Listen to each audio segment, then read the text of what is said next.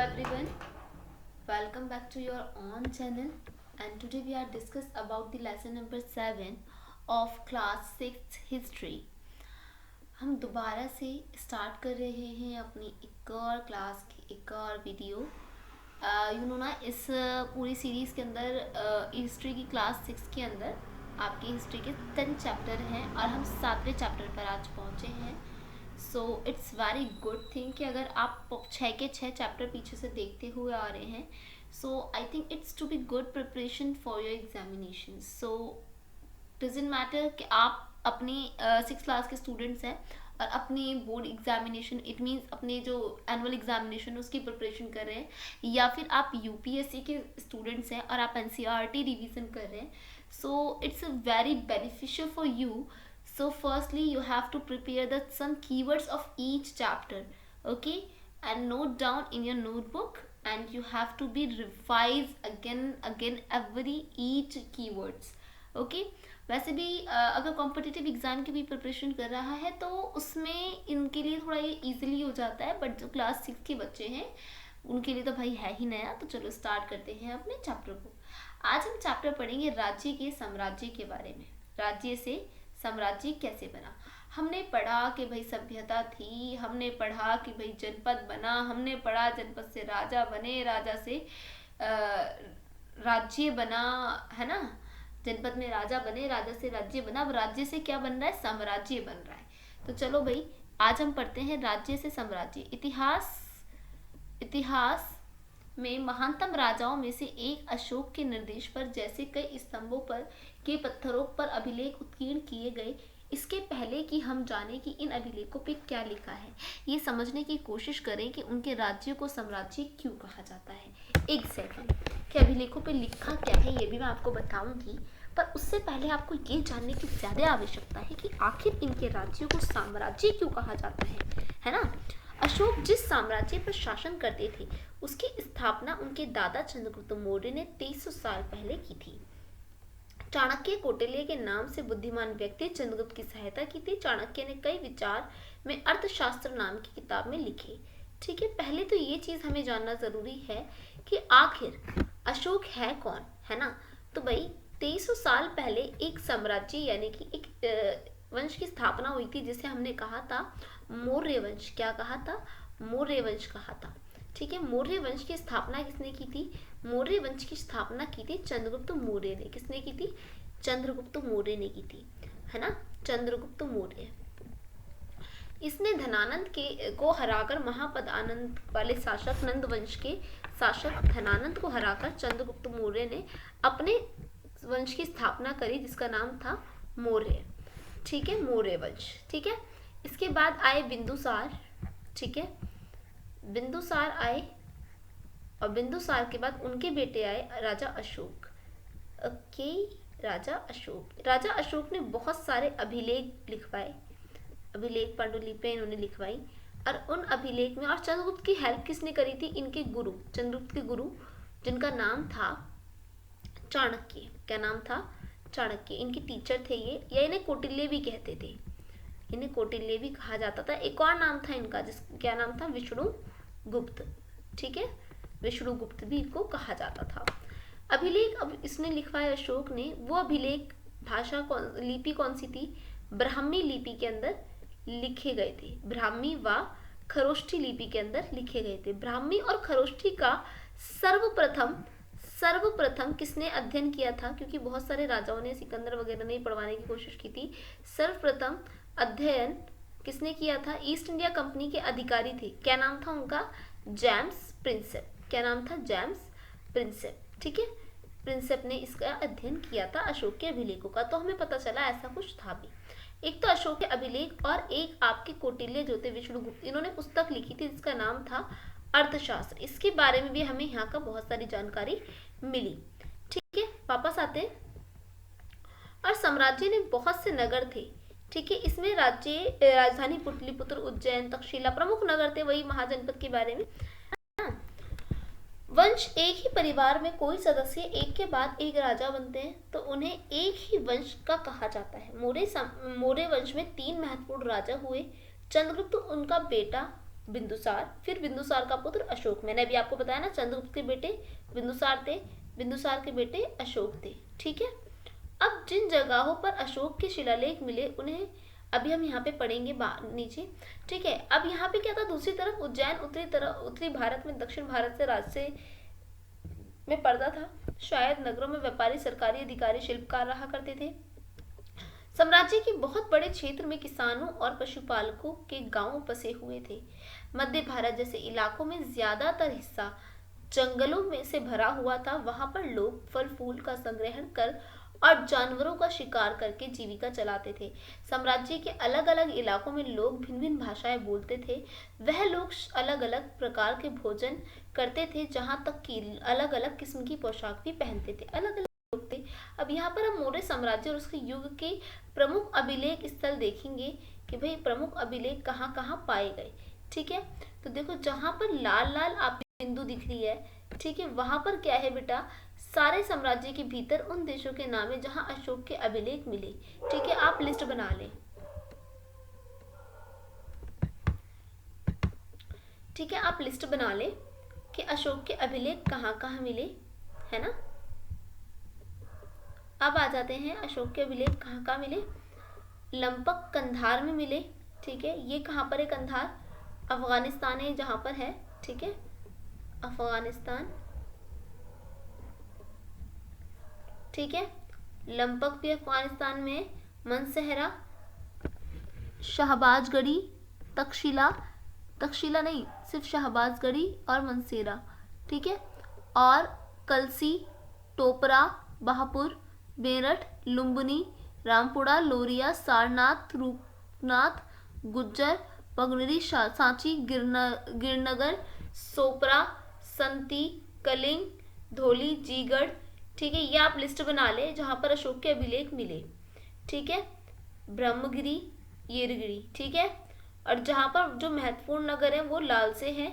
ठीक है, राज्य साम्राज्य कैसे भिन्न है। साम्राज्य राज्यों से बड़े होते हैं, उनकी रक्षा के लिए बड़ी सेनाओं की जरूरत होती है।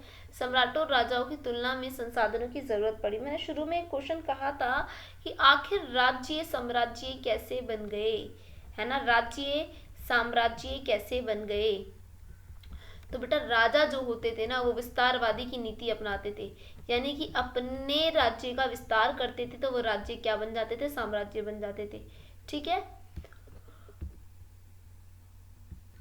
साम्राज्य का प्रशासन कैसे होता था। चूंकि मौर्य साम्राज्य बहुत बड़ा था इसलिए अलग अलग हिस्सों पर अलग अलग ढंग से शासन किया जाता था। पाटलिपुत्र और उसके आसपास के इलाकों पर सम्राट का सीधा नियंत्रण था।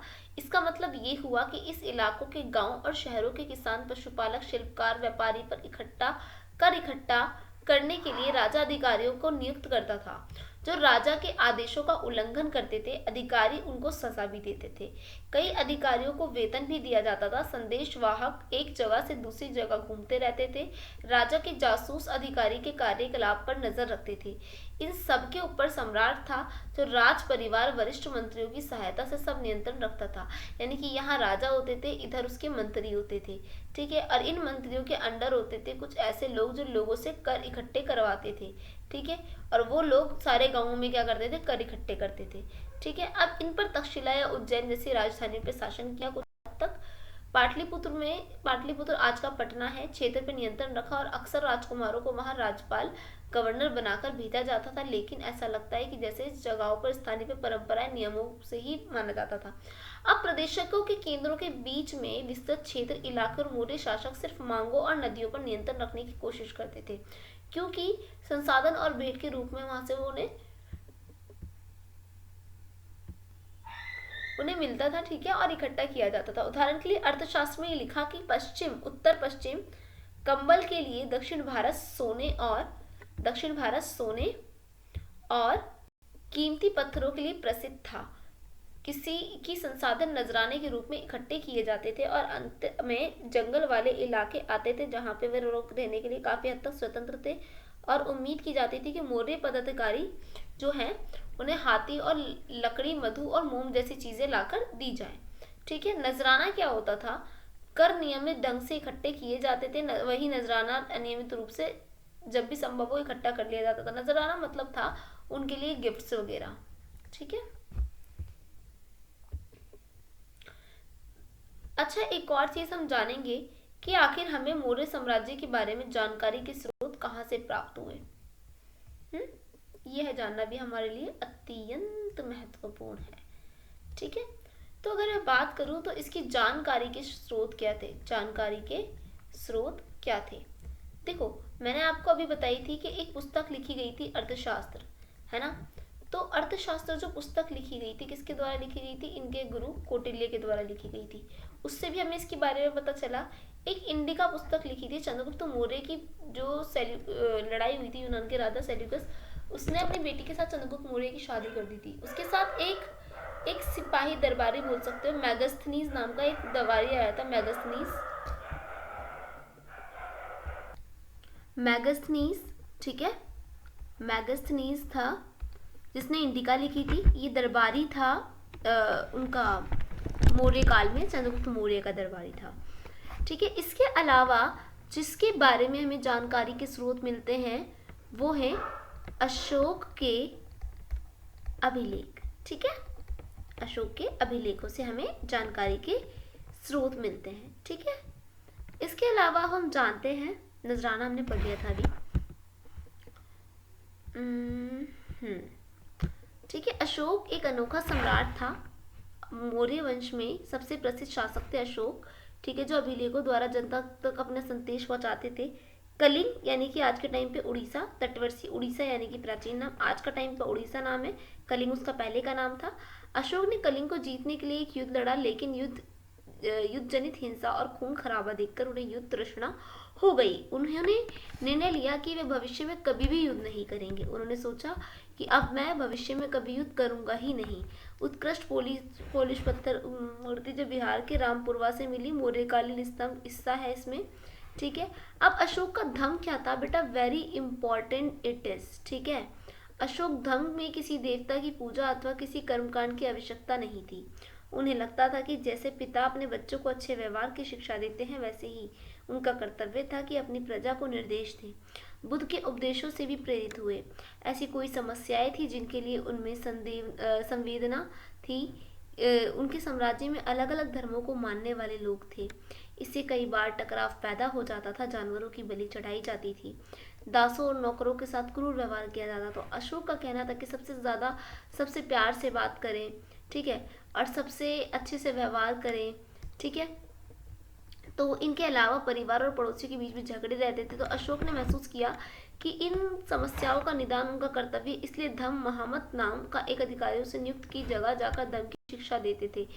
इसके अतिरिक्त अशोक ने अपने संदेश में कई स्थानों पर शिलाओं में, स्तंभों में खुदवाकर अधिकारियों को ये निर्देश दिया कि वे राजा संदेश को उन लोगों को पढ़कर सुनाए जो खुद नहीं पढ़ सकते थे।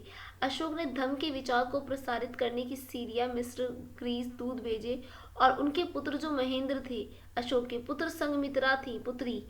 इसी कार्य में वो श्रीलंका भी गए थे, दोनों के दोनों पुत्र और पुत्री। उन्होंने सड़कें बनवाई, कुएं खुदवाए, विश्राम गृह बनवाए और उन्होंने मनुष्य जानवरों की चिकित्सा की व्यवस्था भी की। ठीक है। अशोक ने इसके अलावा बस मौर्य साम्राज्य में विभिन्न काम धंधों में लगे हुए लोगों की सूची बनाओ, रिक्त स्थान भरो। जहां पर सम्राट का सीधा शासन था वहां अधिकारी क्या वसूलते थे, कर वसूलते थे। ठीक है। राजकुमार को अक्सर प्रांतों में डैश के रूप में भेजा जाता था, दूतों के रूप में भेजा जाता था।